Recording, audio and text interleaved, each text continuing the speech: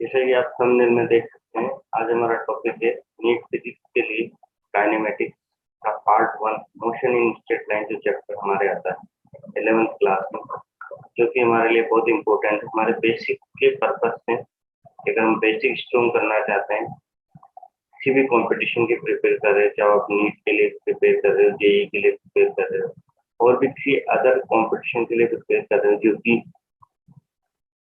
12 basis पे हो, 12 physics basis पे हो, उसके लिए आप प्रिपेयर कर रहे हो तो ये वीडियो आपके लिए यूजफुल होगा। इसमें हम डिस्कस करने जा रहे हैं motion in straight line means 1D motion.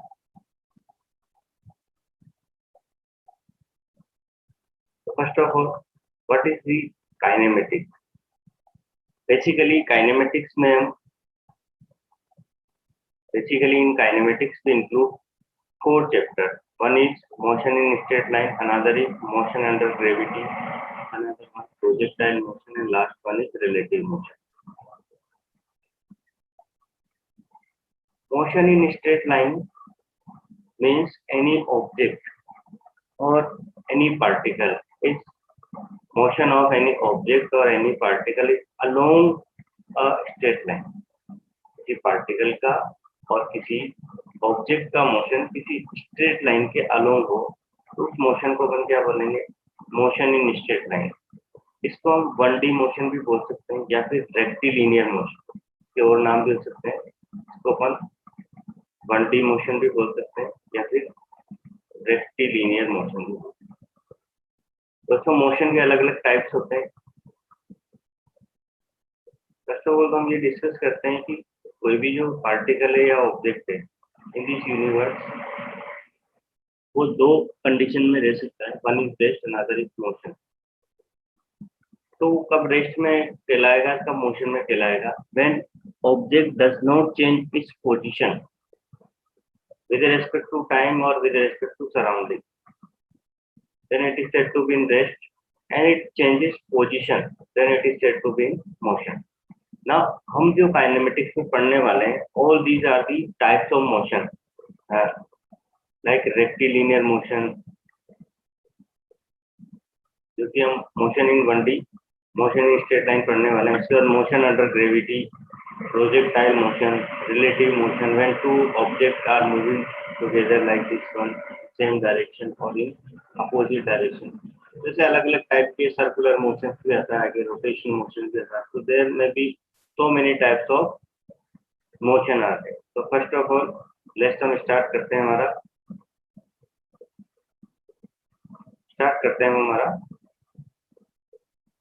Motion in straight line. दोस्तों, बात करते हैं मोशन इन स्ट्रेट लाइन की। मोशन इन स्ट्रेट लाइन में फर्स्ट ऑफ ऑल हमारे जो टॉपिक्स आते हैं वो है distance, displacement, speed, velocity, acceleration and retardation. ये जितने भी टॉपिक्स हैं ये बेसिक हैं, कहीं ना कहीं आपने 11th क्लास से पहले भी 9th क्लास में इनको पढ़ा हुआ है, लेकिन एक बार हम और इनको डिस्कस करना चाहते हैं कि ताकि आपका रिवाइज हो जाए। देखो, डिस्टेंस क्या होता है? Distance is basically path length. Distance क्या होता है? Path length covered by an object during its motion. Suppose एक ऑब्जेक्ट का ये इनिशियल पोजीशन है, ये फाइनल पोजीशन है। यहाँ से ऑब्जेक्ट ने स्टार्ट किया मोशन और यहाँ पे जाकर उसका मोशन कंप्लीट हो गया। तो ऐसे भी जब उसका मोशन चला, ड्यूरिंग दिस होल जर्नी उसने जो पाथ कवर किया, if we measure that path, उस पाथ को अगर अपन मेजर कर लेंगे तो उसी चीज को अपन क्या बोलते हैं? Path length. डायरेक्शन पे डिपेंड नहीं करता, चाहे आपने पाथ इस तरह से कवर किया हो बी तक पहुंचने के लिए, चाहे इस तरह से कवर किया हो, किसी भी तरह से आपने पाथ कवर किया हो, ये पाथ पे डिपेंड नहीं करता। तीनों में से कोई सा भी पाथ कवर किया हो आपने, जो भी आपने पाथ कवर किया उस पाथ का लेंथ को हम मेजर कर लेंगे और वही क्या कहलाएगा? आपके डिस्टेंस। डिस्टेंस बेसिकली कौन सी क्वांटिटी होता है? स्केलर, क्योंकि अभी हमने कहा कि ये डायरेक्शन पे डिपेंड नहीं कर रहा। इसका जो ऐसा यूनिट है दैट इज मीटर, और इसका जो वैल्यू है it is always positive. This is the important thing कि डिस्टेंस का वैल्यू ऑलवेज क्या होगा? पॉजिटिव होगा। नेक्स्ट वन है हमारा डिस्प्लेसमेंट। डिस्प्लेसमेंट और distance are similar to each other, दोनों एक दूसरे के सिमिलर है, but if we cover the path length in a definite direction, तो इसे बोल सकते हैं कि path length covered by an object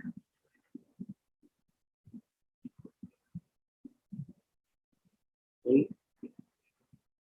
a definite direction,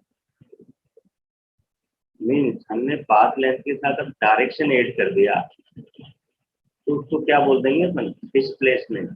displacement को समझने के लिए हम वापस से ऊपर वाला डायग्राम बना रहे हैं कि ये इनिशियल पोजीशन और ये final position.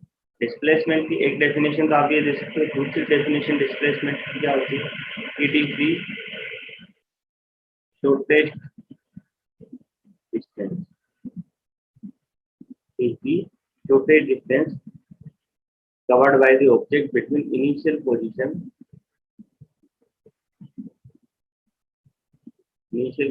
and final position। Initial position और फाइनल पोजीशन के बीच की जो शॉर्टेस्ट डिस्टेंस, लाइक जैसे ऐसे बी चल रहे हैं तो इसके बीच शॉर्टेस्ट डिस्टेंस ये वाली है, तो इस तरह से हम यहाँ पे भी ले रहे हैं कि ये जो शॉर्टेस्ट डिस्टेंस है, इनिशियल पॉइंट आपका जैसे ये था ए और फाइनल पॉइंट आपका बी था, तो इनिशियल पॉइंट से फाइनल पॉइंट तक पहुंचने के लिए जो शॉर्टेस्ट पाथ ये भी हो सकता है, यहाँ जाने का पाथ ये भी हो सकता है, लेकिन ये दोनों पाथ शॉर्टेस्ट पाथ नहीं है, शॉर्टेस्ट पाथ ये वाला है, तो ये जो शॉर्टेस्ट पाथ है इसी को क्या बोलेंगे अपन, डिस्प्लेसमेंट। जब भी कभी अपन सिंपल डिस्प्लेसमेंट की बात करते हैं तो डिस्प्लेसमेंट क्या हो जाता है, final position minus initial position. आगे इसकी कैलकुलेशन की भी बात करेंगे, अभी बात कर लेते हैं कि ये कैसी क्वांटिटी है, it is a vector quantity, इसका ऐसा यूनिट सेम होता है इसकी तरह, डिस्टेंस की तरह मीटर, बट इम्पोर्टेंट बात ये है कि इसका जो वैल्यू है ये पॉजिटिव भी हो सकता है, नेगेटिव भी हो सकता है और जीरो। जैसे सपोज हमने ए पॉइंट से स्टार्ट किया चलना और हम बी पॉइंट से पहुंचे, वापस हमने बी पॉइंट से स्टार्ट किया और फाइनली हम वापस कहाँ पहुंच गए, ए पॉइंट पे। तो हमने स्टार्टिंग कहाँ से किया था हमारी जर्नी का, ए पॉइंट से, और वापस हम कहाँ पहुंच गए, ए पॉइंट पे। तो जो हमारा इनिशियल पॉइंट था वही हमारा फाइनल पॉइंट हुआ। तो हमने क्या कहा, डिस्प्लेसमेंट क्या होता है, डिफरेंस ऑफ या shortage distance between initial position and final position. तो यहाँ पे तो इनिशियल पोजीशन भी वही है और फाइनल पोजीशन भी वही है, तो इस कंडीशन में डिस्प्लेसमेंट क्या हो जाएगा, जीरो। लेकिन अगर आप वापस रिटर्न आते हुए ए से भी आगे चले गए नहीं सी पॉइंट, देन इसका मतलब ये है, कि आप वापस रिटर्न चल रहे हो लेकिन रिटर्न में भी आप नेगेटिव जा रहे हो। इस टाइम पे जो आपका डिस्प्लेसमेंट होगा वो क्या होगा, नेगेटिव डिस्प्लेसमेंट। इस तरह से हम तीनों टाइप के डिस्प्लेसमेंट को समझ सकते हैं, positive displacement, negative displacement and zero displacement. Next discuss करते हैं तो स्पीड। स्पीड क्या होता है, जो speed is basically scalar quantity. Generally हम देखते हैं कि स्पीड को मेजर करने के लिए व्हीकल्स में स्पीडोमीटर लगा रहता है। स्पीड एक स्केलर क्वांटिटी है। बात करें इसकी डेफिनेशन की और फॉर्मूले की, स्पीड क्या होता है, इसकी डेफिनेशन को हम दो तरीके से बोल सकते हैं, it is the rate of distance covered by the object, या फिर अपन इसको ऐसे भी बोल सकते हैं, it is the distance covered by an object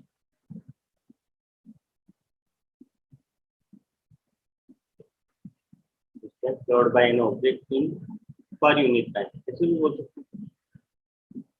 पर यूनिट टाइम में किसी ऑब्जेक्ट ने, पर्टिकुलर यूनिट टाइम में किसी ऑब्जेक्ट ने कितना डिस्टेंस कवर किया या कितना पाथ लेंथ कवर किया, उसी को क्या बोलेंगे अपन, स्पीड। इसका जो फॉर्मूला है वो फॉर्मूला बन जाएगा v इक्वल टू, अगर अपन डिस्टेंस को s से मेजर करें तो s upon t। Distance means ये मीटर में होगा और ये सेकेंड में होगा, तो इसका ऐसा यूनिट हो जाएगा मीटर पर सेकेंड, या इसको हम ऐसे भी लिख सकते हैं, मीटर सेकेंड इनवर्स। और कुछ इसके बारे में बातें, नेक्स्ट ये स्केलर क्वांटिटी है, हम डिस्कस कर चुके थे, क्योंकि इसके साथ डायरेक्शन की आपको रिक्वायरमेंट नहीं है, डायरेक्शन की रिक्वायरमेंट नहीं, स्केलर क्वांटिटी है, तो इसका वैल्यू क्या होगा, it's value is always positive, इसका वैल्यू ऑलवेज क्या होगा, पॉजिटिव। कभी देखा हमने नेगेटिव स्पीड, वेलोसिटी जरूर नेगेटिव होता है लेकिन स्पीड तो हमेशा क्या रहेगा, पॉजिटिव ही रहेगा। तो पॉजिटिव ऐसा यूनिट एंड इसका फॉर्मूला अपने को पता होगा। नेक्स्ट वन है आपके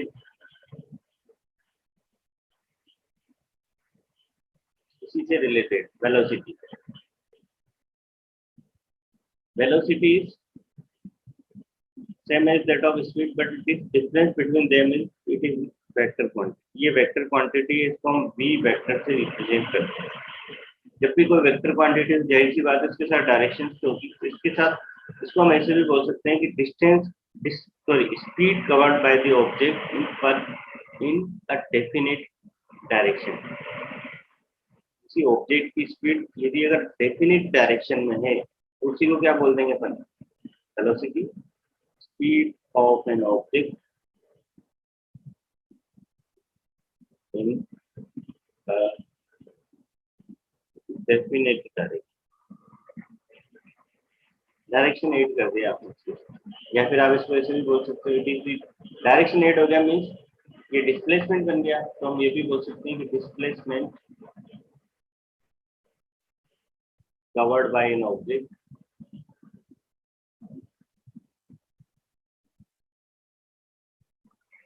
covered by an object in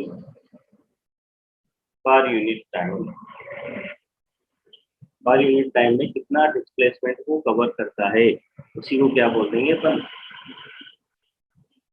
velocity. ना उसकी फॉर्मूले की अगर बात करें तो ये हो जाएगा v vector will be equal to s vector time, इसका फॉर्मूला बन जाएगा।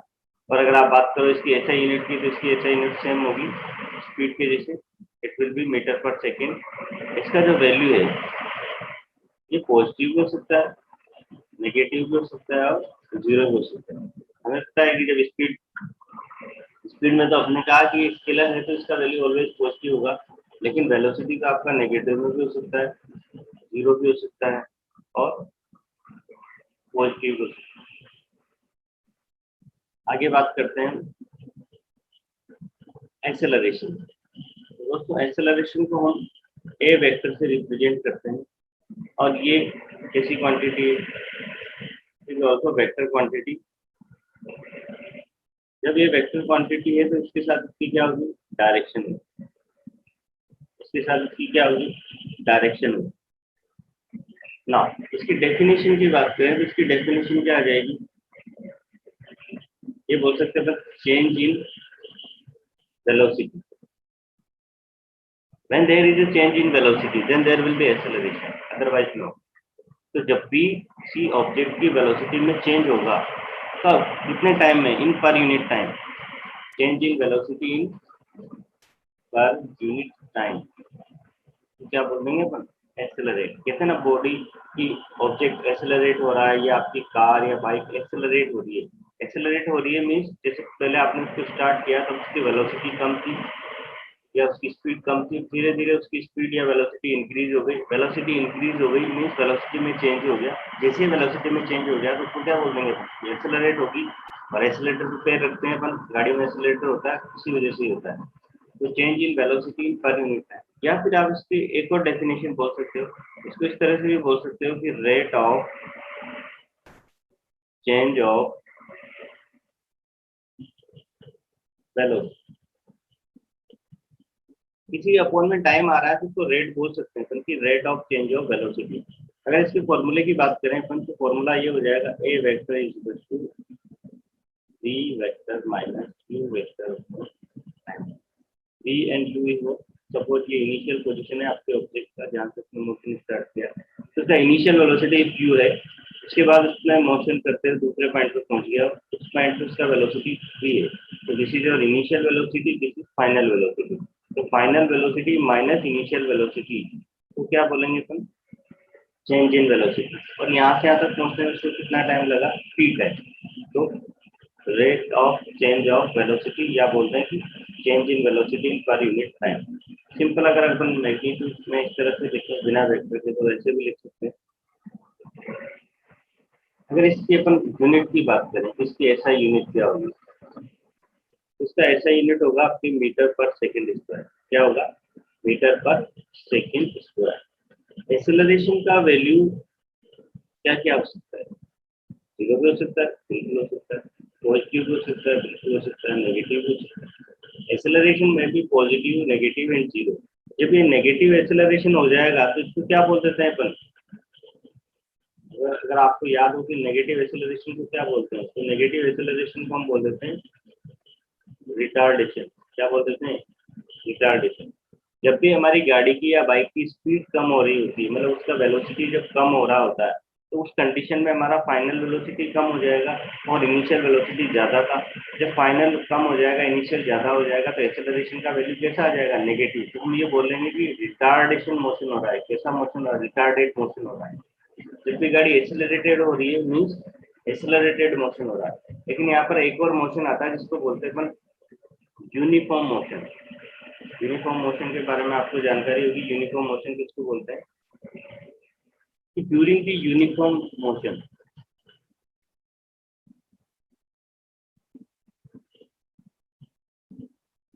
Uniform motion, during the uniform motion क्या होता है आपका? वेलोसिटी, वेलोसिटी कांस्टेंट है। जैसे मान लो अपन कहीं हाईवे पे चल रहे हैं, अपन अपनी गाड़ी है 60 किलोमीटर पर आवर की स्पीड से चलती है या 80 किलोमीटर पर आवर की स्पीड से चलती है। जिस टाइम हाईवे पे अपन उसकी स्पीड चेंज नहीं करते हैं, तो उसकी स्पीड या वेलोसिटी अगर चेंज नहीं हो रही है, वेलोसिटी कांस्टेंट है, मतलब there is no change in velocity. If there is no change in velocity then there acceleration will be zero. If velocity is constant, then acceleration will be zero, and this type of motion is said to be uniform motion. Okay. और ना अगर velocity different है तो वो non uniform motion हो गया। Yes. अब अगर आपको कोई बोल दे कि एक्सेलरेशन चेंज हो रहा है, तो उसको बोल देते हैं अपन एक्सेलरेटेड मोशन।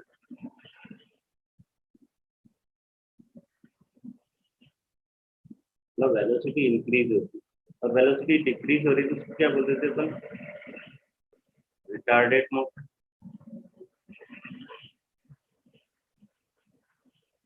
तो ये हमने बेसिक बात की distance, displacement, speed, velocity, acceleration और रिटार्डेशन के बारे में। ये इस चैप्टर का बेसिक था, मोशन इन स्ट्रेट लाइन का। अभी हमने कंपटीशन पॉइंट ऑफ व्यू से जो हम आगे पढ़ने वाले हैं, अब हम कैलकुलेशन वाला पार्ट पढ़ेंगे कि how we calculate the displacement, how we calculate the speed, average speed, instantaneous speed, instantaneous velocity, acceleration, change in velocity, retardation in vector form or in magnitude form, or based on the numerical we will also solve in the next part. It will come soon. So, if अगर आपको ये video पसंद आया हो और आपको लगता है कि ये वीडियो हमारे लिए यूजफुल है, तो इसको शेयर करें, लाइक करें और हमारे चैनल फिजिक्स स्क्वायर ऑफिसर को सब्सक्राइब करना ना भूलें।